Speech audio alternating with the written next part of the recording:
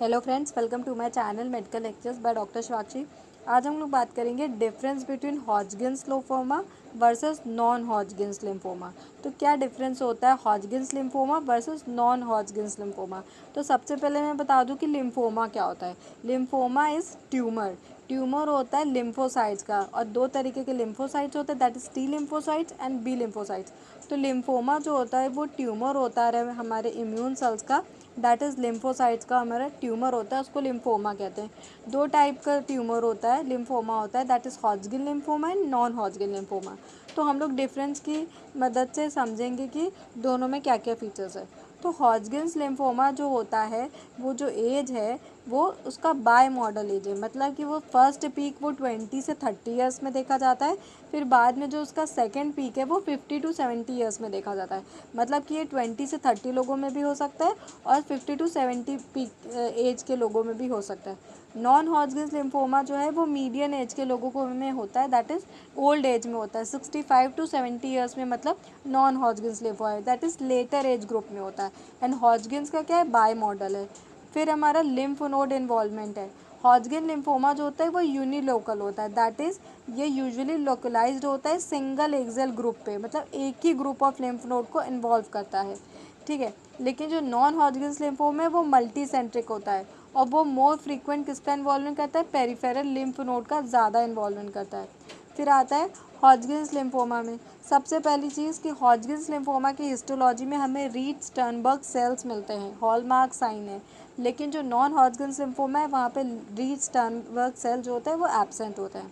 फिर बताया था कि जो मीजेंट्रिक लिम्फ नोड इन्वॉल्वमेंट हो या वाल्डे रिंग इन्वॉल्वमेंट हो, तो हमारा हॉजकिन में रेयरली होता है, लेकिन नॉन हॉजकिन में कॉमनली इन्वॉल्व होता है। प्रोग्नोसिस किसकी अच्छी होती है, हमारा जो हॉजकिन लिम्फोमा होता है उसका क्योर रेट जो होता है वो हाई होता है, लेकिन जो नॉन हॉजकिन लिम्फोमा है उसका क्योर रेट जो होता है वो लो होता है। फिर अगर देखा जाए कि बोन मैरो इन्वॉल्वमेंट किसका है, तो हॉजकिन्स लिम्फोमा में अर्ली बोन मैरो इन्वॉल्वमेंट होता है, और नॉन हॉजकिन्स लिम्फोमा में लेट बोन मैरो इन्वॉल्वमेंट है। फिर सिस्टमिक फीचर्स अगर देखे जाए तो हॉजकिन लिम्फोमा में कॉमन है, लेकिन नॉन हॉजकिन्स लिम्फोमा में सिस्टमिक फीचर्स इतने नहीं देखने को मिलते हैं।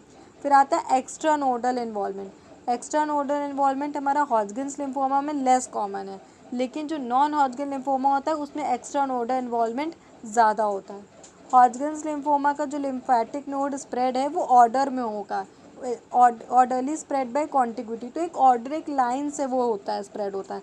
लेकिन नॉन हॉजकिन्स लिम्फोमा का नॉन कॉन्टिग्यूअस स्प्रेड है, मतलब कोई ऑर्डर नहीं है, वो ब्लड के थ्रू भी स्प्रेड करता है। फिर आता है कि एपिट्रोकियल लिम्फ नोड हॉजकिन्स में रेयरली इन्वॉल्व होता है, नॉन हॉजकिन्स में कॉमनली इन्वॉल्व होता है। तो ये है कि हॉजकिन्स लिम्फोमा जो होता है वो बाई मॉडल है, लेकिन जो नॉन हॉजकिन्स है उसका मीडियन एज में ग्रुप में होता है, that is 65 to 70 years. Hodgkin's lymphoma में यूनिफोकल इन्वॉल्वमेंट है, मतलब सिंगल एक्सेल ग्रुप इन्वॉल्व रहता है, लेकिन जो नॉन हॉजकिन्स लिम्फोमा है वो उसमें ज़्यादा मोर फ्रीक्वेंट इन्वॉल्वमेंट होता है पेरिफेरल लिम्फ नोड का, वो मल्टी सेंट्रिक होता है। फिर रीड स्टर्नबर्ग सेल हॉजकिन्स में मिलते हैं, नॉन हॉजकिन में नहीं मिलते हैं। प्रोग्नोसिस हॉजकिन का अच्छा है, हाई क्योर रेट है, लेकिन नॉन हॉजकिन का लो क्योर रेट है।